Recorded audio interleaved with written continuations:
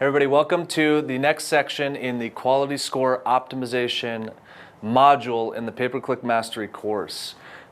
Today I want to talk to you about something very important, which is kind of ties everything else we've been talking about together in this section, and that is diagnosing poor quality scores and resolving them, and the granular little things that you need to look out for if you can't necessarily understand why you have a low quality score. I'm going to give you some of the things you should look out for if you've done everything we talked about in the previous video about building your campaigns around good quality score. Let's go through an actual example of how to diagnose a poor quality score and figure out some minor things that could help increase that quality score. So I'm going to take you guys over here.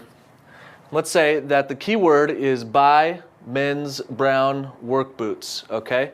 And I've had it running for a week, and I've got a quality score of 5 out of 10, which is it's poor. You would ideally like to be in the 7 to 10 range. 10 is high, 7 is great, 8's awesome, 9's obviously very good. So we've got a quality score of 5. I can reasonably assume that because I have a low quality score, my average position has gone down to 4.8, and thus I have a low click-through rate of 1.5%. Okay, so I know this quality score has to have something to do with my text ad, the text ad that's assigned to my keyword, and the landing page experience that my ad goes to. So couple of things you can look out for when diagnosing a problem here. So we've got a keyword that has a 5 out of 10 quality score. One of the first things I would notice here is that the emphasis is on buy men's brown work boots. So one thing I could do here is I could so I have men's brown work boots, and I have full selection of men's work boots, and I have buy one, get one half off. In addition, on your destination URL, you could add on brown work boots as a / so that there's more keyword recognition in the actual ad for the user. So I could add brown work boots. I could rework my headline to be more specific to the user's intent. So let's say instead of men's here, I can assume that they know they're men's. And I could change this to buy. Okay? So instead of the emphasis being on men's, this user was specifically intent on buying. Okay, so we could change the headline to buy brown work boots, full selection of men's work boots. We have our incentive to click, buy one, get one half off, and now I've added brown work boots. The other thing I would do here is I would increase the CPC a little bit after I've made all of these adjustments. But actually, let's go through. So once the user clicks on your ad, okay, we've made our ad adjustments to be more specific and include more verbiage that specifically caters to the user's original search query. User comes through, finds our ad, they click on our ad, and they hit our landing page, okay? This is a very important piece because this could be dramatically impacting your conversion rates and your quality scores. So here we've got a blank conversion page that just says Tommy John work boots. We've got a picture of the boots, and we have $2.99 and add to cart. That's pretty much it. We've got some written content down here about the boots, but we've got no user reviews. We've got no trust building. If you've got nothing on your page, then this could be contributing to your poor quality score.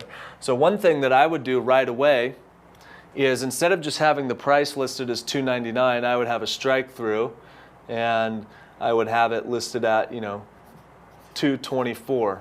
Okay, so mark a discount there. Even if the price is $2.99, then you make it higher and bring it back down to $2.99. So the other thing here is add to cart.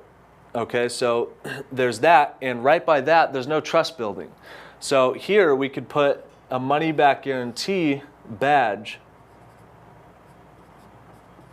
Okay, so we put a money back guarantee by the badge, and in addition to that, we could add, instead of just a block of content here on this landing page, we could add a design element. You could work with a designer or yourself if you're building your own landing pages.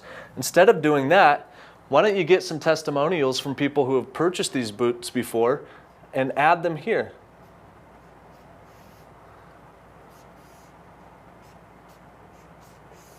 Okay?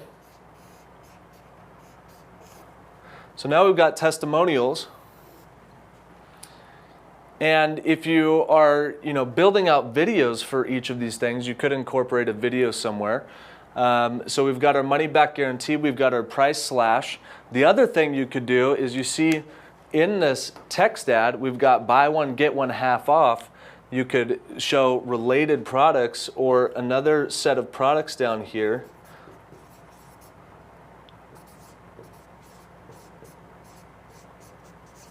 And show them that they're going to get half off of any of these selections if they purchase these boots.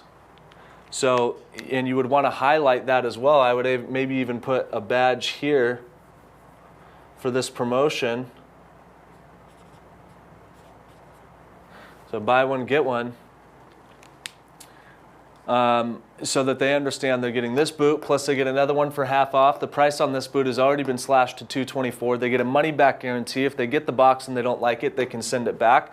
You could even have this be clickable and open up into a light box here.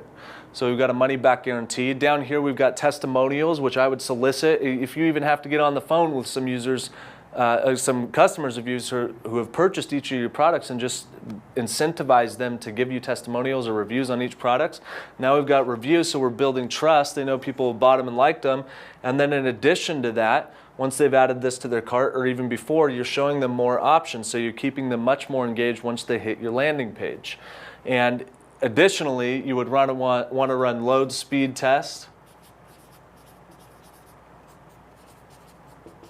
Okay, on your landing page, and you would want to make sure that all of your design elements are loading expeditiously and that they're functioning properly. And then the other thing you'll want to test here as well is, this may be the low quality score may be because there's a device issue that you're not aware of. So you need to make sure that this page, if it's on a mobile device, is actually redesigning itself to match the device that it's on, whether it's a tablet or a mobile device. And it could be something where, as simple as, which I've seen this on a Samsung Galaxy S4, some of your badges drop down over your content and it creates a cluttered, unattractive user experience. So those are the things you want to look for. I would do a full audit of all of your responsive design elements. I would go through and add trust building, guarantees, testimonials, related products, discounted price slashing, and highlighting your buy one, get one half off in your landing page. Coming back to review what we've done in the text ad is, I would incorporate more language that was similar to the keyword or key phrase that I was bidding on. And I make sure your call to action is good. So that was a well-written ad to begin with. We have buy one, get one half off. So now all we did is we captured the user's intent. Rather than focusing on men's, we switched our focus to buy. Okay, so this may be something that could increase our click-through rate, which would then increase our quality score. Once I've gone through, though, all of this, from the keyword to the text ad to the landing page, once I've made all of those adjustments, and I think I've got a really prime time funnel going on here, I would then go through, which seems maybe a little counterintuitive, is I would increase my CPC bid for a period of time. Because by increasing the CPC bid with all of the new adjustments that I've made, I can artificially inflate my average position and give this an opportunity to increase my click-through rate to 2.5%.